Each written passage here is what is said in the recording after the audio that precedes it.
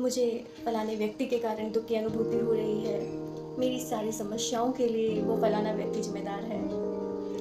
ये वो बातें हैं जो हमें दुख पहुंचाती हैं और हम इन्हें सोच सोच कर अपने दुख के भाव को और भी बढ़ा देते हैं। पहला सवाल तो ये कि क्या वास्तव में कोई दूसरा व्यक्ति हमारे दुख के लिए रिस्पॉन्सिबल हो सकता है? मान लीजिए आपको कोई व्यवसाय में चीट करता है, धोखा देता है, तो क्या वो हमारे दुख के लिए रिस्पॉन्सिबल है? जो हमारे अंदर जो भाव उभर रहे हैं, जो दुख के हैं, क्या वो उस बात के लिए रिस्पॉन्सिबल है? हाँ, इस संदर्भ में हम उसे रिस्पॉन्सिबल ठहरा सकते हैं कि उसने हमसे चीट किया, लेकिन कौन सा भाव क्रिएट करना है ये हमारे ऊपर ही निर्भर करता है। मान लीजिए आपको चोट लगी है, हालांकि मैं ये पहला जो एग्जांपल है वो बहुत बार दोहरा चुकी हूँ, लेकिन एक बार और सही। तो आपको चोट लगी है और आपके दोस्त को भी उसी मात्रा में चोट लगी है। अब देखिए, कोई मेरे जैसा व्यक्ति होगा तो वो तो बहुत चिल्लाएगा कि मुझे बहुत चोट लगी है और सबको बताएगा भी और इस तरह अपने चोट को बहुत बढ़ा देगा। लेकिन जो दूसरा व्यक्ति है वो बोलेगा कि इतनी बड़ी बात तो नहीं है ना, और फिर वो शांत रहेगा।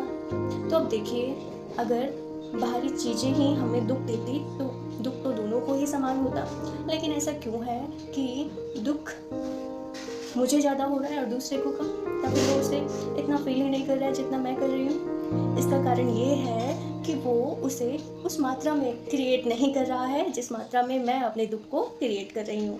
इसका मतलब दुख हमारी ही क्रिएशन है, उसे हम ही क्रिएट करते हैं। ऐसे ही जितने भी भाव है ना वो हमारे द्वारा ही क्रिएट किए जाते हैं, है ना। तो हम क्यों ना कोशिश करें कि जब हमें किसी बाहरी तत्व द्वारा इसी तरह से उकसाने की कोशिश की जाती है तो हम उसके उकसावे में ना आए। चाहे वो उकसावा किसी से भी रिलेटेड हो, चाहे वो दुख हो या सुख हो, तो वो नियंत्रण हमारे पास होना चाहिए। दूसरों के द्वारा पहुंचाई गई कोई भी चोट हम तक ना आ सके, क्योंकि हमने वो ली ही नहीं।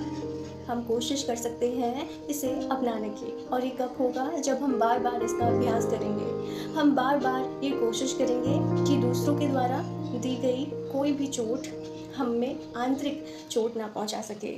और वो कब होगा? जब हम उस भाव को क्रिएट नहीं करेंगे। जैसा एक बच्चा होता है ना, और बच्चे को चोट लगती है तो हम देखते हैं माँ बाप ऐसा महसूस करवाते हैं कि आपको कुछ हुआ ही नहीं है, और आप देखेंगे कि वो बच्चा भी यही समझता है कि मुझे कुछ हुआ ही नहीं।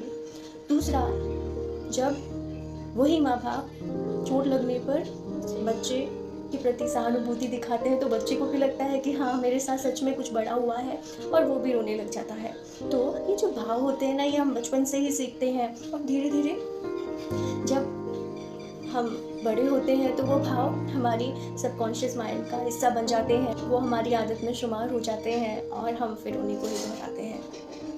तो क्यों ना हम अब अपने भाव स्वयं क्रिएट करें, और ये हमेशा संभव है। आप किसी भी उम्र में अपनी आदतों को, अपने व्यवहार को बदलने की पूरी क्षमता रखते हैं, क्योंकि ये सब आपके हाथ में ही है। इसलिए आज से याद रखना है कि आपकी कोई भी स्थिति हो, आपका कोई भी दुख हो, उसका जिम्मेदार सिर्फ आप ही है, कोई दूसरा उसके लिए रिस्पॉन्सिबल नहीं है। जैसे कि मैं पहले भी बता चुकी हूँ कि कोई आपको चाय और कॉफ़ी के लिए पूछ तो सकता है, लेकिन ज़बरदस्ती पिला नहीं सकता जब तक आप नहीं चाहेंगे। तो इसलिए आप अपने भावों को खुद ही क्रिएट करते हैं, और कोई दूसरा उसके लिए रिस्पॉन्सिबल कभी नहीं होता है। एक और एग्जांपल लेते हैं। मान लीजिए आप एक अच्छे मूड में हैं और किसी से कोई आपका प्रिय वस्तु वो टूट जाती है, तो अगर आपका मूड अच्छा है तो आपका रिएक्शन क्या होगा कि कोई बात नहीं, इट्स ओके। लेकिन अगर आप गुस्से में हैं और फिर वही वस्तु किसी अन्य व्यक्ति से टूट जाती है, तो आप उस गुस्से को और भी बढ़ा सकते हैं। क्या पता आप क्रोध में कुछ भी कर जाएं, है ना। इसका मतलब हम ही क्रिएट करते हैं। पहली सिचुएशन में भी हमने एक नॉर्मल रिएक्शन देके छोड़ दिया, लेकिन दूसरी स्थिति में हमारा रिएक्शन कुछ और हो जाता है।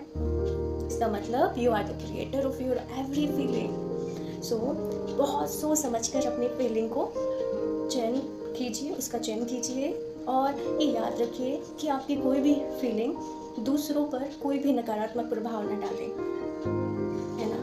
This is important. Thank you.